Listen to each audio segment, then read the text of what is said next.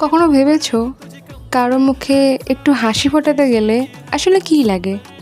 দামি উপহার? বড় সারপ্রাইজ?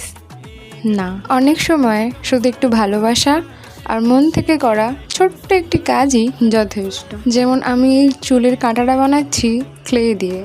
আমার খুব কাছের একজন আমার কাছে আবদার করেছিল, আমার জন্য একটা বানিয়ে দেবে।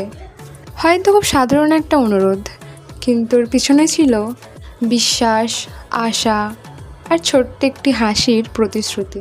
হয়তো ওটা নিখুঁত নয়, হয়তো রঙটা ঠিকঠাক লাগছে না, কিন্তু জানো তো, হাতের স্পর্শ আর মন থেকে করা কোনো কিছু কখনো নিখুঁত হতে হয় না, হতে হয় অনুভবযোগ্য।